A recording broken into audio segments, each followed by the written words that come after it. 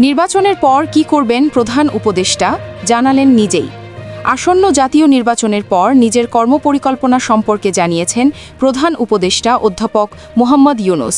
জাপানের সাবেক প্রধানমন্ত্রী শিনজো আবের স্ত্রী আকি আবের সঙ্গে সাক্ষাতে তিনি জানান, নির্বাচন পরবর্তী সময় মূলত 3টি গুরুত্বপূর্ণ খাতে কাজ করার পরিকল্পনা রয়েছে তার। এনকারেজমেন্ট অফ সোশ্যাল কন্ট্রিবিউশন ফাউন্ডেশনের একটি প্রতিনিধি দলের নেতৃত্ব দিয়ে আকি আবে বর্তমানে বাংলাদেশ সফর করছেন। রোববার 11 জানুয়ারি রাষ্ট্রীয় অতিথি ভবন যমুনাতে প্রধান উপদেষ্টার সঙ্গে তার সাক্ষাৎ হয়।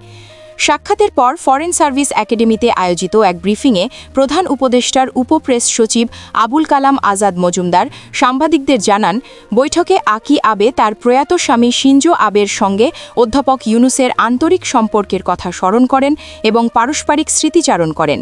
ব্রিফিংয়ে জানানো হয়, সাক্ষাতে আকি আবে নির্বাচন পরবর্তী সময়ে প্রধান উপদেষ্টা কিভাবে সময় কাটাবেন এবং তার ভবিষ্যৎ পরিকল্পনা কী সে বিষয়ে জানতে চান। জবাবে অধ্যাপক ইউনুস বলেন, প্রথমত তিনি ডিজিটাল স্বাস্থ্যসেবা উন্নয়নে কাজ করবেন, যাতে নারী ও প্রান্তিক গোষ্ঠীর স্বাস্থ্যসেবায় প্রবেশাধিকার বাড়ে। একই সঙ্গে প্রবাসী বাংলাদেশিরা যেন একটি ডিজিটাল ব্যবস্থার মাধ্যমে পরিবারের স্বাস্থ্য সংক্রান্ত তথ্য জানতে ও প্রয়োজনীয় পরামর্শ দিতে পারেন, সে ব্যবস্থাও গড়ে তোলার পরিকল্পনার কথা জানান তিনি। দ্বিতীয়ত, তরুণদের উন্নয়ন ও তরুণ উদ্যোক্তা তৈরির কার্যক্রম আগের মতোই অব্যাহত থাকবে বলে জানান প্রধান উপদেষ্টা। তৃতীয়ত, টেকসই উন্নয়ন লক্ষ্যমাত্রা সংশ্লিষ্ট কার্যক্রমও ধারাবাহিকভাবে চালিয়ে যাওয়ার কথা বলেন তিনি।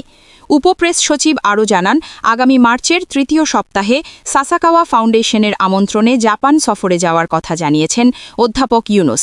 ওই সফরে সামুদ্রিক গবেষণা ও ওশন রিসার্চ সহ বিভিন্ন ক্ষেত্রে বাংলাদেশ ও জাপানের সহযোগিতা জোরদার করার বিষয় নিয়ে আলোচনা হওয়ার সম্ভাবনা রয়েছে।